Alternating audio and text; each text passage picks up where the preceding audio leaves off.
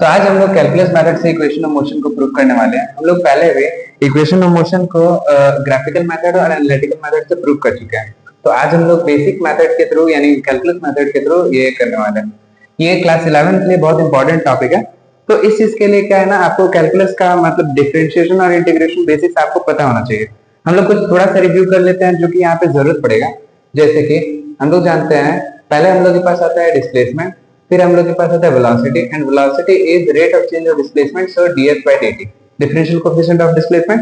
Again acceleration के हिसाब से देखें, it is differential coefficient of velocity, so dv by dt हम यहाँ पे इसको लिख सकते हैं।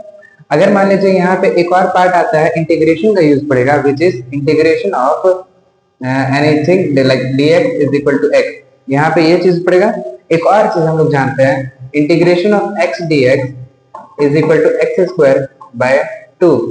यहाँ पे हम लोग क्योंकि यहाँ पे लिमिट्स यूज करेंगे, इस कारण से प्लस सी वाला टर्म हम नहीं लिख रहे हैं। बट अगर मान लीजिए आप लोग बेसिक इंटीग्रेशन आप जानते हो, तो वहां पे ये आपको पता होना चाहिए कि अगर मान लीजिए यहाँ पे लिमिट प्रेजेंट नहीं रहता है तो हम लोग प्लस सी यहाँ पे यूज करता है। तो क्योंकि यहाँ पे हम लोग लिमिट यूज करेंगे तो यहाँ प्लस सी यूज नहीं करेंगे। लिमिट यूज करना भी आपको पता है, अपर लिमिट माइनस लोअर लिमिट। ये चीज हम लोग ध्यान रखते हुए कि ये चीज आपको ऑलरेडी पता है, हम लोग है ना आगे बढ़ते हैं। तो सबसे पहला चीज हम लोग प्रूव करना है, which is v equal to u plus at, first equation of motion. अब इस first equation of motion use करने के लिए हम लोग क्या करेंगे, एक्सेलरेशन निकालेंगे। एक्सेलरेशन का फॉर्मूला क्या होता है, a equal to dv by dt। यहाँ पे क्या करना है, हम लोग क्रॉस मल्टीप्लीकेशन कर लेते हैं। क्रॉस मल्टीप्लीकेशन क्या होगा, dv is equal to adt। यहाँ पे जिस चीज से हम लोग डिफरेंशिएट करें, उसके अलावा जो भी टर्म हम लोग को दिखाई पड़ता है, ये सारा टर्म कांस्टेंट कंसीडर किया जाता है। तो हम क्या करेंगे, यहाँ पे इसको इंटीग्रेट करेंगे with proper limit. So integrating with proper limit,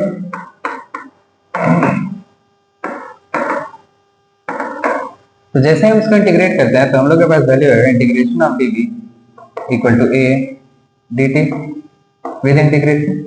तो यहाँ पे लिमिट जो हम लोग लिखते हैं कि कहाँ से कहाँ तक स्टार्ट होता है। सो यहाँ पे u से स्टार्ट हो रहा है, विच इज इनिशियल वेलोसिटी, और v फाइनल वेलोसिटी तक खत्म होता है। और टाइम जो होता है वो t से स्टार्ट होता है और t टाइम तक खत्म होता है, 0 से t तक टाइम तक खत्म होता है। तो जैसे हम लोग क्या करते हैं, इस इक्वेशन को पुट कर देते हैं, तो हम लोग के पास है, हम लोग dv देख रहे हैं, जैसे इंटीग्रेशन ऑफ dx होता था x, वैसे इंटीग्रेशन ऑफ dv बन जाता है v। सो इस v में क्या होता है, हम लोग लिमिट को पुट करते हैं, which is upper limit minus lower limit, and again a constant था तो t के हिसाब से पुट कर देते हैं, विच इज t एंड 0।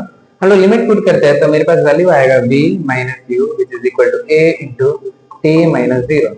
अब ये माइनस में था, इक्वल टू इधर कर देते तो पॉजिटिव हो जाएगा, और a इंटू t तो 80 हो जाएगा। सो v इक्वल टू मेरे पास आ जाएगा a u plus a t, v equal to u plus a t। ये हम लोग का फर्स्ट इक्वेशन ऑफ मोशन हो गया। तो इसी तरीके से हम लोग सेकंड इक्वेशन ऑफ मोशन को प्रूव करने जा रहे हैं। सेकंड इक्वेशन ऑफ मोशन में हम लोग को प्रूव करना है s equal to ut plus half at square. तो इस चीज को प्रूव करने के लिए हम लोग को डिस्प्लेसमेंट का जरूरत है, तो हम लोग क्या करेंगे, वेलोसिटी का यूज करेंगे। सो वेलोसिटी इक्वल टू क्या होगा, df बाय dt। हम लोग क्या करेंगे, सबसे पहले दोबारा से क्रॉस मल्टीप्लिकेशन कर लेते हैं, तो कुछ इस तरीके से आएगा, ds equal to v times dt। हम लोग पहले भी इस चीज के बारे में बात कर चुके हैं, जिस का हमको जरूरत नहीं होता हम क्या करते हैं, उसको एलिमिनेट करते हैं। So by first equation of motion v के जगह पे हम लोग u प्लस at लिख सकते हैं। हम लोग यहाँ क्या आते हैं, इसी को पुट कर देंगे, तो ds is equal to u plus at and dt। अब ब्रैकेट टूटेगा तो ये dt दोनों से मल्टीप्लाई हो जाएगा, तो फाइनली मेरे पास आएगा ds equal to u dt plus at dt। Again हम लोग इंटीग्रेशन करेंगे with proper limit, integrating with proper limit.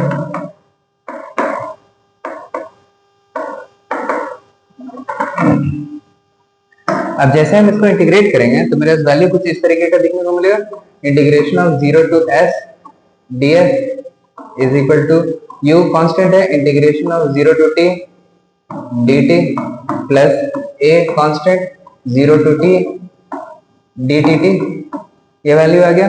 तो दोबारा से अगर हम लोग देखें तो इंटीग्रेशन ऑफ ds बन जाएगा s with limit s to 0 and again u, और यहाँ पे हम लोग के पास t आ जाएगा with t and 0 plus a। अच्छा यहाँ पे क्या हो रहा है, हम लोग वो वाला फॉर्मूला यूज करेंगे विच इज, अच्छा यहाँ पे हम एक बार दोबारा से हाईलाइट कर देते हैं आपको फॉर्मूला कैसे होता है। Integration of x dx is equal to x square by 2। ये फॉर्मूला हम लोग के पास कहाँ से है, हम लोग जानते हैं बेसिक फॉर्मूला होता है x का power n integration of dx। इसके फॉर्मूला में क्या होता है, पावर एक ऐड हो जाता है, प्लस 1 हो जाता है, एंड से x डिनोमिनेटर में भी ऐड हो जाता है। तो अगर मान लीजिए यहाँ पे कुछ नहीं मतलब पावर 1, तो 1 प्लस 1 2 और वही से नीचे डिवाइड होकर प्लस 2 बन जाएगा। सेम इसी चीज को यूज करते हुए x की जगह हम t पुट कर देते हैं, तो हम लोग के पास यहाँ पे आएगा t square by 2। Limit again हम लोग पुट करते हैं 0 से t। अब क्या करते हैं, upper limit minus lower limit लगा देते हैं, upper limit minus lower limit is equal to u into again upper limit minus lower limit, and same process आगे बढ़ते रहेगा, t square minus 0 square by 2। जब हम 0 को हटा देते हैं तो मेरे पास वैल्यू आएगा s equal to ut plus half at square, जो कि हम लोग के पास है सेकंड इक्वेशन ऑफ मोशन। हम लोग के पास सेकंड इक्वेशन ऑफ मोशन आ गया। फिर इसी तरीके से हम लोग third equation of motion prove करते हैं।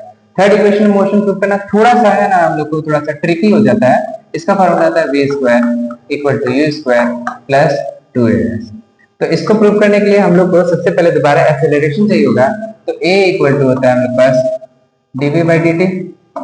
बट क्योंकि इस फॉर्मूला में कहीं डिस्प्लेसमेंट है नहीं, बट हम लोग को तो डिस्प्लेसमेंट चाहिए था, टाइम को हटाना है, तो हम लोग क्या करेंगे, यहाँ पे डिस्प्लेसमेंट को मल्टीप्लाई एंड डिवाइड कर देता है, इस डिस्प्लेसमेंट को मल्टीप्लाई एंड डिवाइड कर देता है।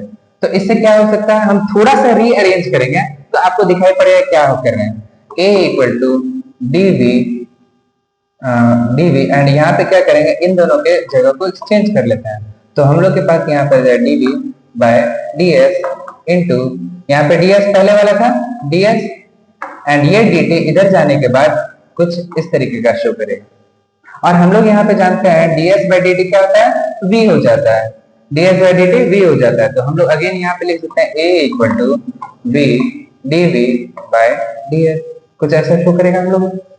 अब दोबारा से हम लोग क्रॉस मल्टीप्लिकेशन कर देते हैं, जो कि इस तरीके का वैल्यू आएगा। सो मेरे पास आ जाएगा a ds equal to v dv। अब मेरे पास ये पूरी तरीके से सिंप्लीफाइड फॉर्म में आ गया। अब हम क्या करेंगे, इसको थोड़ा सा इंटीग्रेट करने वाले हैं। सो इंटीग्रेटिंग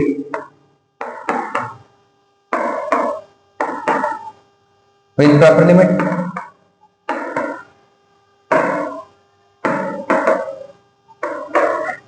अब जैसे हम लोग क्या करते हैं, इसको इंटीग्रेट करते हैं तो वैल्यू कुछ ऐसा दिखाई पड़ेगा हम लोग को, a integration of 0 to f is equal to ds। v को हम लोग इंटीग्रेट करेंगे u से v तक dv v dv। तो अगेन सेम फार्मूला हम लोग अप्लाई करते हैं, a s लिमिट यहाँ पे लग जाएगा s टू 0, एंड यहाँ पे हम लोग पास v मतलब क्या हो गया, differentiation integration of x differentiate मतलब dx वाले के टर्म से हिसाब से। तो यहाँ पे हम लोग पास आएगा v square by 2 with limit v and u। हम क्या करेंगे, एक एक करके लिमिट्स को पुट कर देते हैं। तो s minus 0 is equal to v square minus u square by 2 हम लोग के पास है। अब क्या करते हैं, वैल्यूज को हम लोग आगे बढ़ते हुए चलते हैं। तो as is equal to v square minus u square by 2, and cross multiplication करने के बाद हम लोग को मिलेगा v square minus u square equal to 2as। अब क्योंकि ये माइनस में है, इसको इक्वल टू इधर भेज देते हैं, तो मेरे पास आएगा v square equal to u square plus 2as which is the third equation of motion. तो ये हम लोग के लिए 11th क्लास का बहुत इंपॉर्टेंट टॉपिक था। इससे रिलेटेड हम न्यूमेरिकल्स भी करेंगे, बट नेक्स्ट क्लास में आज बस इतना ही।